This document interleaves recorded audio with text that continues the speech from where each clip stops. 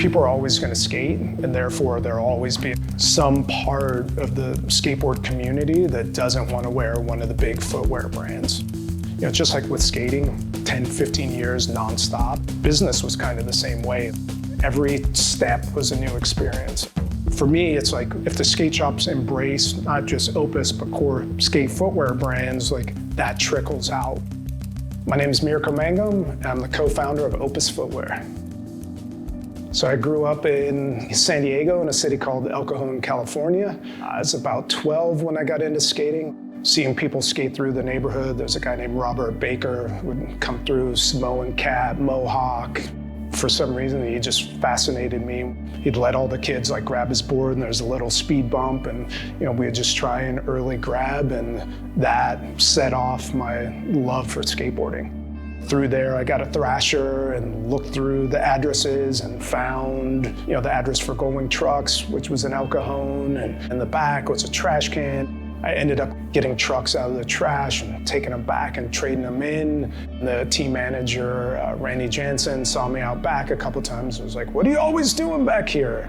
And I kind of fessed up to my racket, and he invited me in to watch a bunch of Sponsor Me videos.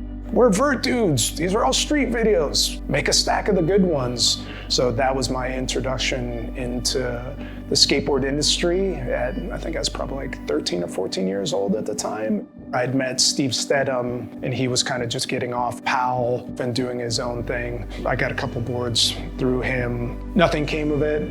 I ended up getting on Z. I rode for Z for a couple of years. The team manager was this guy, George Wilson, who probably made one of the greatest impacts on my life at the time. So he was like, kept us on our shit. You gotta show up, you gotta be accountable. Like, I'm taking you to this place.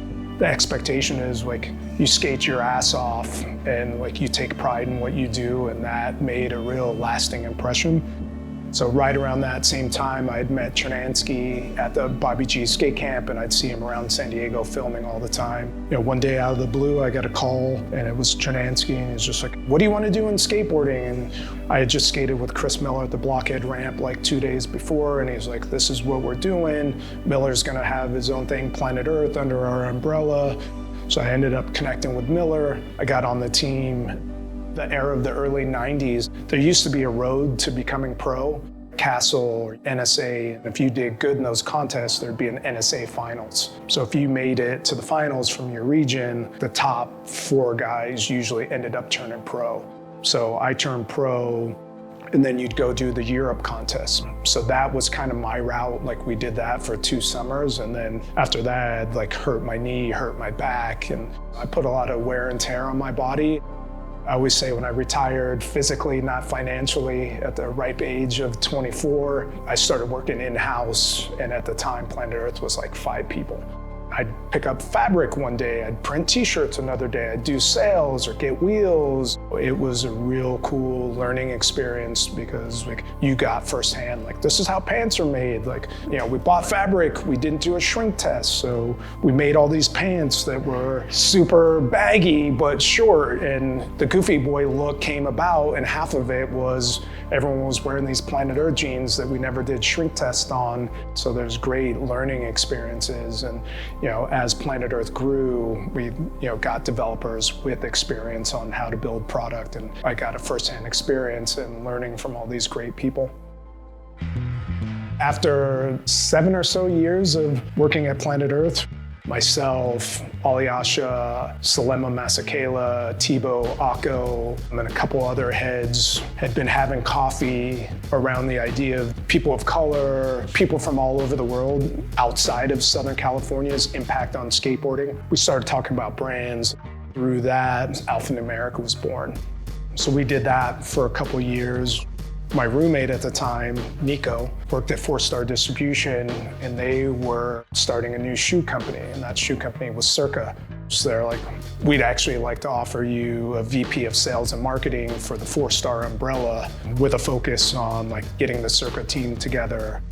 Circa ended up being Jamie, Thomas, Muska, Appleyard, and we had some crazy tours, video radio with Transworld. It was just chaos. through meeting Jamie Thomas and traveling the world with him, he was like, hey, I'm looking to start Blackbox. At the time, Circa started having some financial troubles, and I wanted to get back to pure skateboarding. Blackbox, I was there for a couple of years, helped Jamie start a factory in Mexico, which to me was a pretty proud moment. And right around that time, some of the OG Alpha guys had moved back to New York, and I had this opportunity to help with the second coming of Zoo York. I got exposure to operating in a different capacity, different markets. I came back to California, started Univ. I started a marketing agency called Robust Flavor. Went from there to Vans. What I learned there is if I know sales, I know marketing, I know production, I have all these experiences. If this is the end road, why not do it for myself? Starting Opus, I thought if you did a brand, you could do it a little more intimate, a little more grassroots, maybe not have hundreds or thousands of employees. Like, it doesn't have to be a billion-dollar brand to provide for your team riders and be a good partner for your retail partners. Luckily, through COVID, everyone was working from home, and it allowed me to work with a designer that had multiple projects. So we got to work in a fashion where he got a royalty and a design fee and didn't want to be in-house. Mike at Type G helped with the logo. The name Opus is a collective of people coming together to work on something. It's like a life body of work. The team manager, the filmer, the photographer, the guy at the shop, it takes all these people to come together to make something work. I thought that would be the cool spirit behind the name of a brand. And the Honey Slip is actually named after a gentleman named Scott Honey, sales rep and distributor. Scott was the guy that I would bounce ideas off of. He's like, when you're starting a brand, sometimes you need a cheerleader. He was that guy. Denny's Han designed this, and we just wanted a timeless silhouette that looked good on and off the board.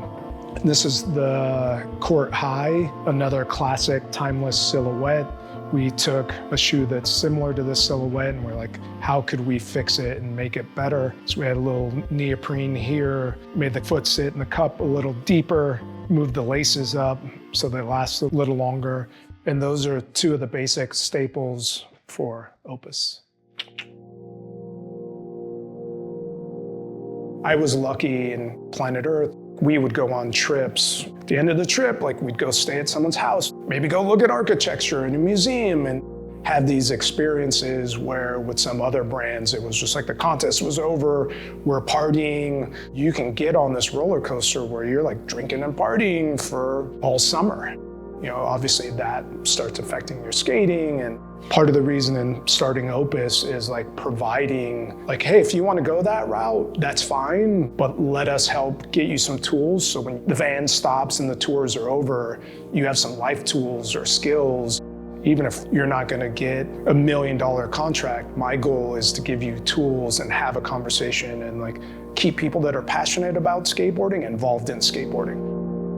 This past year has been about proving to the skateboard world we're contributing in the best possible fashion, and I've visited over 200 shops in the last year, so it's been cool to reconnect and take my time. There's no 30-day abs in building a skateboard footwear brand. You have to show up, you have to be accountable. If you don't want it and you don't have the desire to sit in the car for 25 hours to, go see that shop that may only give you a two-style order, it's not for you. You have to love it, you have to enjoy the process. It's the friendships, it's the good cup of coffee, the good meal, pulling over on the side of the road and shooting a rail photo for, one of the homies that can still get busy on it. It's those little things that keep you out there.